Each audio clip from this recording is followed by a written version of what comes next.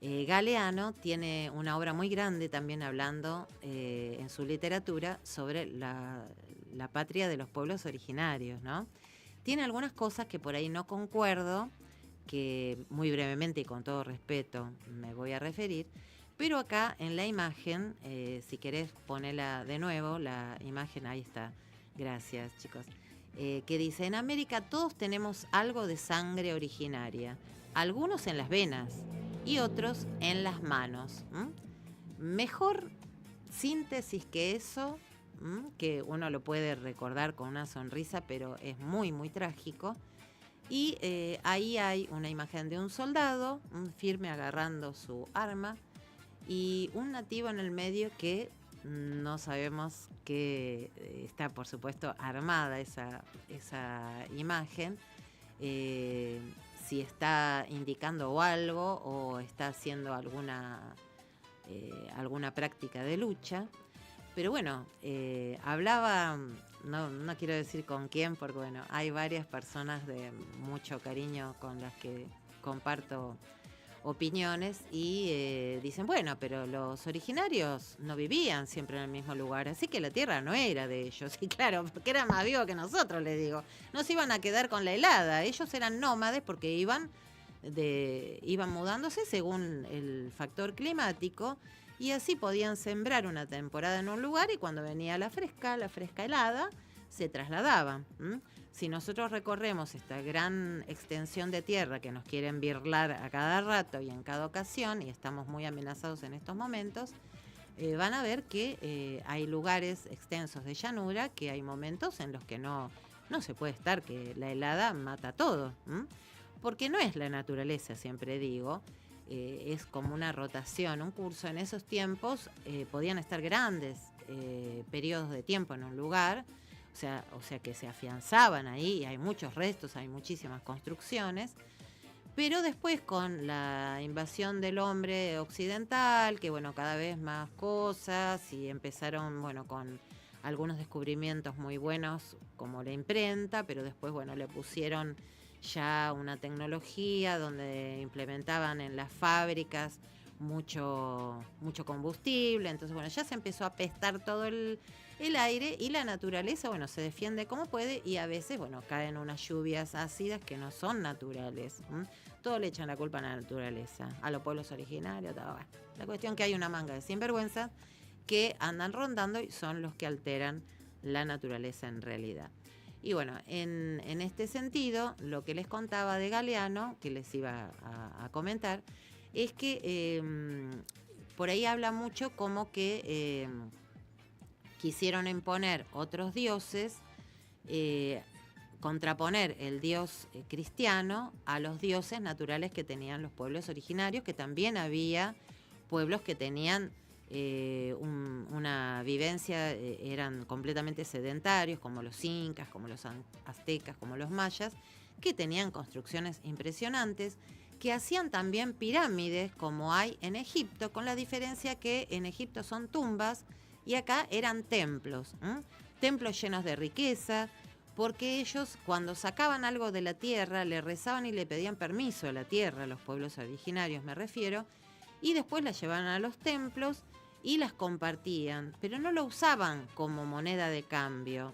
Era rara la vez que lo usaran como factor de poder, más lo hacían como para mostrar las maravillas de la naturaleza. Pero cuando viene el hombre occidental, empieza a ver esto y dice, ¡ah, qué maravilloso! Entonces, primero Cortés, allá bien al norte de América Latina, empezó con su gran obra devastadora y destruyó pueblos enteros, civilizaciones complejas que tenían en cierto modo muchas cosas más avanzadas como el calendario o como los sistemas de riego, mucho más avanzadas que en Occidente, y las destruyeron las destruyó totalmente, porque lo que le importaba era que no quede huella, y que la huella que quedara era de su paso. Hernán Cortés, que tenía un ego muy grande, imitado después por Pizarro en el sur, y él se encargó no solo de destruir, sino de matar a uno de los grandes líderes, que fue Atahualpa, que no era Atahualpa Yupanqui, sino un antecesor de los pueblos originarios.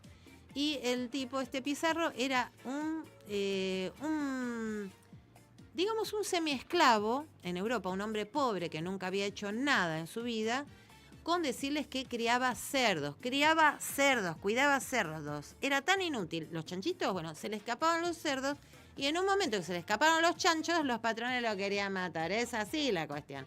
Entonces él se escapó y, como bien pillo que era, se escapó para el lado del puerto y dijo, ¡ay, mira qué barco grande! Y se metió en el barco.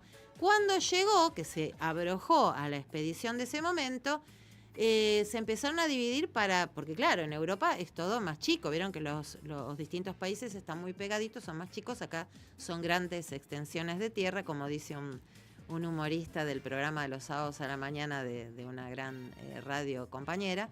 Dice, Argentina, que tiene el mal, aquejada por el mal de su extensión. Dice Julián, de un apellido muy difícil que no lo voy a repetir, pero es un humorista político muy, muy importante y reconocido, y también hace música. Y dice, bueno, Argentina agobiada o aquejada por el mal de su extensión, y ahí empezaron a ver que era tan grande el territorio de los conquistadores que dijeron, vamos a separarnos para examinar todo, investigar, a ver qué es lo mejor, para dónde nos vamos a sentar, qué es lo que vamos a robar primero. ¿Y qué hacían estos grupos? Veían tanta extensión. Dicen, no, pero acá ¿qué vamos a hacer con un solo jefe? Vamos a dividirnos, nos declaramos en rebeldía y hacemos nuestra propia pequeña fundación y nos hacemos ricos nosotros, que acá hay terreno para todos. Y de ahí nació la frase que dice, pocos caciques y muchos indios, ¿no? Que quiere decir que hay muchísimos jefes, no se refiere a los caciques acá o de Norteamérica, como se llamaban más ellos los caciques, acá tenían otros nombres. Ellos se refieren, con esta frase, se refieren a caciques, a los jefes que vinieron extranjeros de Europa, la mayoría españoles, a pesar de que Colón, ahora le vamos a dedicar un momentito, era italiano, pero bueno, no era toda la culpa de Colón, pero bueno, estos como Cortés y Pizarro fueron los que hicieron la máxima masacre, y después siguieron otros. También estuvo el señor Pedro de Mendoza, que se vino enfermo con una sífilis, que también entre los que hablan y están en desacuerdo, dice, bueno, pero en ese tiempo no se conocían las enfermedades. El tipo sabía muy bien que estaba enfermo, porque cuando regresó, que ya destruyó todo lo que quiso, y regresó tan enfermo que se murió en alta mar. Quiso llegar para que lo atiendan los médicos occidentales, cuando acá en América había, pero bueno, ya era tan odiado, porque el tipo Pedro de Mendoza, que hizo la primera fundación de Buenos Aires y los indios la atacaron, porque claro, si entran a tu casa y vos, no hay actualmente gente que tiene armas en su casa y empieza los tiros, y si son ricos sobre todo, no lo ponen ni una hora, ni siquiera lo llevan una hora a la comisaría, llevan a los pobres, por supuesto, nada más a la comisaría. Bueno, los tipos se defienden. Los indios, que no eran indios, eran aborígenes, que también, nativos, digamos, que aborígenes también es una palabra complicada para analizar. Yo quiero decir todo en 5 minutos y no puedo, porque no tengo poder de síntesis. No existe para mí el poder de síntesis. Es muy difícil. Bueno, hago lo que puedo, señores y señores, señoritas y señoritos. Bueno, entonces Pedro de Mendoza se creía que iba a venir como un emperador, un virrey, cuando en realidad los conquistadores venían en representación del rey, que los reyes nunca se vinieron acá porque ni locos se iban a venir a un lugar donde, según lo que le iban diciendo los conquistadores, eran todos salvajes. Pues se lo decían para que no vengan y para seguir ellos currando, porque mandaban un poco a Europa, a España sobre todo, que España en ese momento estaba en la ruina total, en el año 1492, y Pedro Mendoza vino un poquito después, cuando ya se sabía que había un oro terrible, una plata impresionante, tal es así que vía satélite se hubiera podido ver, y actualmente se ve el hueco que quedó en la zona que actualmente es Bolivia, que se llamaba el Alto Perú en ese momento. Hay como un hueco impresionante que es de todo un sector de montañas que lo fueron durante siglos saqueando hasta que no quedó nada. Pero dicen que el tamaño de lo que se saquearon se hubiera visto así vía satélite y en el espacio como si fuera un sol. Imagínense, como si la Tierra estuviera iluminada como un sol. Bueno, el caso que es en 1492 que empezó la cosa, porque España estaba totalmente empobrecida, porque en Europa fueron los mayores guerreros, digamos, ¿no? Todo Grecia también incluimos. Se dedicaban mucho a la guerra y a peleas. Vivían peleándose. Salvo en Grecia, que cuando venían los Juegos Olímpicos hacían un parate y todos dejaban de pelear durante esos creo que 6 meses que duraban los Juegos Olímpicos, bueno, y después seguían peleando. Les encantaba. Bueno, una vuelta los turcos otomanos querían ser los dueños de toda Europa occidental, entonces atacaron a España.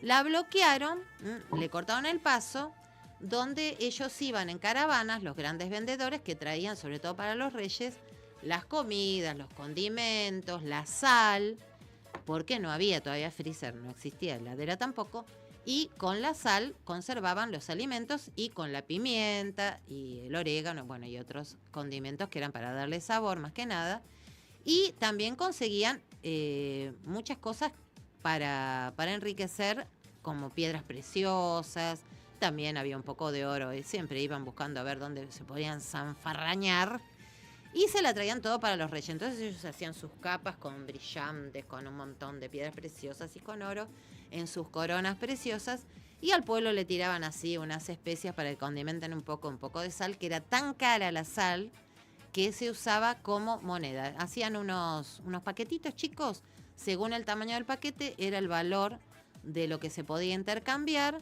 un producto por un paquetito de sal, que era mayormente la sal gruesa, ¿no? Porque eso de la refinería vino después y así siguieron los problemas, porque le empiezan a, ya que está finita, le empiezan a meter otras porquerías y así es como nos vamos intoxicando. Pero la sal en sí no es mala. Eso me lo enseñó Frank Suárez, que es ese talentoso dietista, fundador de Slim, que después lo mataron, porque dicen que se suicidó. No, la mataron. Vamos a decir las cosas como son. Bueno, pero volvamos a 1492. Viene Colón, llega a España, porque le había ido a Italia y le había dicho al rey de Italia que se podía ir por otro lado si estaba cortado el paso, porque él pensaba que la tierra era redonda o era medio ovalada, porque él hacía un juego con un huevo, que llevaba un huevo duro, y lo paraba y le mostraba y nadie le daba 5 de bolilla al pobre Colón. Entonces los reyes de Portugal y los reyes de Italia le dijeron, no, querido. Los reyes de Italia le dijeron unos improperios en italiana que no pienso repetir, y por ahí Tiziana se puede mandar algunos en próximos programas. Pero bueno, yo no lo voy a repetir porque no lo sé conscientemente, porque ya les digo, todavía no había nacido en ese momento. Y se fue para Portugal, porque la familia de Colón hacían telas y vendían telas por todo el Mediterráneo, que es un mar, que estoy haciendo así más o menos ovalado, rodea así el sur de España, el norte de África, Grecia, bueno, y todos los paisitos que están por ahí en el borde, que era un mar seguro, entonces por ahí sí se animaban los europeos a transitar y hasta vendía telas. Entonces los conocían por todos lados. Y cuando llegó a Portugal, el rey de Portugal le dice, pero vos no vendés tela con tu familia, ¿qué te venís a dar de cartógrafo? Y era un gran cartógrafo Colón. Él y uno de sus hermanos, por lo menos, creo que era Diego, eran grandes cartógrafos y hicieron mapas primitivos de Europa y también de América con bastante precisión para la época, ya que no tenían las cámaras de... sí, síganme poniendo, no se hagan problemas, ya trato de sintetizar. Y bueno, llegó asombrado, empezó a hacer un diario, que es un cuaderno, una bitácora de viaje, y en un momento pone... Hemos encontrado gente viviendo acá, los indios, porque él pensaba que en su viaje, que recién en España la reina Isabel lo consultó con su confesor, y dice, acá hay un hombre que lo echan de todos lados, de Portugal, de Italia, de su propio país, y dice que él puede llegar por otro lado a las tierras de las Indias, donde hemos perdido todo esto para nuestras nuestras empresas de venta de condimentos y ¿con qué vamos a hacer nuestras coronas? ¿Con qué vamos a adornar nuestros trajes si no es con piedras preciosas? La tenemos que ir a buscar por otro lado.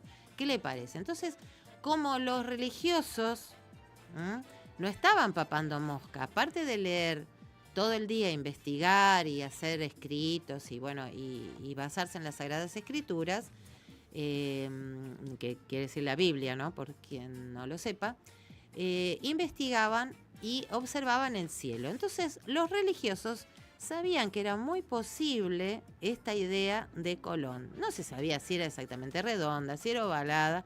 Dijo, usted hágale caso que ese hombre tan errado no está. Entonces la reina le ofreció joyas para comprar 3 carabelas, que fueron las naves que mandaron, que eran unas naves que se caían a pedazos con decirle que la Santa María llegó y como llegó, ¡pum!, se hizo pelota. No existió más, se rompió toda al llegar.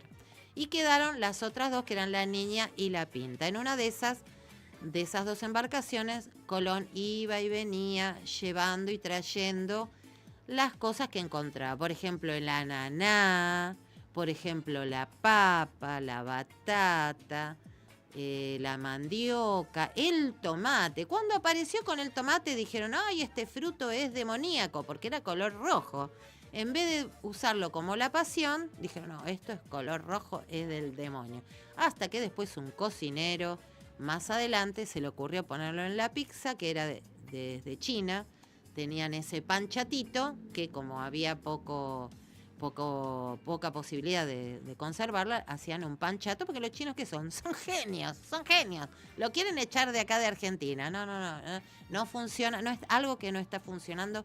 Algo está funcionando peor que mi cerebro, se los puedo garantizar. Bueno, los chinos hacían la pizza chatita, que ni siquiera se llamaba pizza, y en Italia le ponían queso y cuando vino el tomate le pusieron tomate. Y ahí se lo presentaron a la reina Margarita en una ocasión y de ahí quedó la pizza. Y después vino a América y en América lo superamos muchísimo más. América, que no se llamaba América, se llamaba Abya Yala, que era el nombre que le ponían a toda América. Pero cuando vinieron, como Colón siguió creyendo hasta casi morirse que era las Indias, como les llamó a ese territorio, no se enteró. Y después, cuando estaba moribundo en la cárcel, apareció otro científico, pseudocientífico, que era Américo Vespucio, y allá desde España empezó a hacer el cálculo, qué sé yo, y dijo, no, mira, la verdad que este Colón dio la vuelta al mundo, tenía razón, la Tierra era redonda, y este territorio está en el medio de la India que nosotros queríamos llegar. Así que, como yo me di cuenta, pongámosle América. Y ahí le mandaron América. ¿Vos qué te parece? Bueno, un desastre. Pero cuestión que el tipo, antes de llegar a América, hizo poner su nombre y se lo respetaron. Porque, ¿qué pasa? Todo el que habla y que no dice una cosa muy comprometida, parece que se hace famoso. Entonces el tipo se quedó famoso para siempre con el nombre de un nuevo continente que no era nuevo, querido, ya existía, tenía sus civilizaciones, sus riquezas, sus creencias y sus dioses. Pero los primeros conquistadores, y con esto prometo que cierro antes que se me desmayen los operadores, con esto les digo que los primeros conquistadores usaron, así como en Europa usaban la cruz para ir a las cruzadas para conquistar y matar gente en las guerras, acá usaron el nombre de Cristo y trajeron la cruz y empezaron a hablar de la fe, que había que convertirse, pero los tipos no creían en nada, creían en ellos mismos. No les estoy diciendo que cada uno se hacía rey y se creía que era cacique. Buah. Así que esa es la historia. Pero como, a pesar de las matanzas, pero millones de, no miles, millones de nativos han matado, algunos se suicidaban para no soportar los terribles castigos que hicieron, como les dije que Pizarro asesinó a Atahualpa, le hizo pedir el oro y piedras preciosas equivalente a 5 habitaciones para un rescate, para liberarlo, que lo tenía aprisionado, y cuando consiguió todo se embelesó, dijo, no, pero a este va a seguir de rey y va a seguir viendo toda esta riqueza, no, a este me lo mato. Y lo torturó, lo puso estaqueado él no, porque él no se ensució las manos, era de esos asesinos de guante blanco. Entonces mandó a sus seguidores que lo estaquen en la tierra y lo dejaba morir. Lo tuvo, no sé, como una semana. El tipo no se moría porque era tenía un gran cuerpo, muy, muy entrenado, eran esbeltos. Si se fijan en las imágenes de los pueblos antiguos, tenían unos cuerpos hermosos, hacían grandes caminatas, trabajaban la tierra, entonces sus cuerpos no estaban tan, digamos, encorvados y con esa cara de tortura que después muchos descendientes tienen, porque claro, llevan en su sangre y en sus huesos toda la masacre y el dolor de sus ancestros, ¿no? Y entonces, como no se moría, dijo, bueno, ¿sabe qué vamos a hacer? Vamos a hacerlo tirar por caballos. Porque lo único bueno que hicieron, una de las muy pocas cosas que trajeron de Europa fueron los caballos, que después se lo chorearon los indros, muy bien hecho que se lo chorearon los nativos, y atacaban en malón y arrasaban con todo. Yo no soy violenta, ¿no? Bueno, digo unas palabrotas que son muy violentas, pero no estoy a favor de la violencia, pero bueno, si vienen y te asaltan todo, te masacran, te torturan a tus mujeres, te las violan, como hacía este Pedro de Mendoza, que se creía el emperador y se hacía traer las vírgenes para tener un harén de vírgenes, las contagió a todas y desparramó la sífilis por América. Entonces, estos tipos malsanos, bueno, agarraron los caballos, los nativos, y dijeron, bueno, con esto hay que ir, y arrasaban con los malones, incendiaban, hacían lo mismo que hacían los europeos, déjame jorobar, empezaron ellos. Bueno, entonces, a pesar de todo, han sobrevivido descendientes, ha quedado parte de la cultura, de lo que no pudieron destruir. Están las ruinas incaicas, están, por ejemplo, las ruinas de Machu Picchu. En el norte de Argentina hay unas ruinas muy similares. Algunos dicen que los incas llegaron hasta el norte de América, de América del Sur, incluso de nuestro país. Algunos dicen que no, bueno, no importa. La cuestión es que quedó y no los pudieron masacrar del todo, y su memoria sigue constante.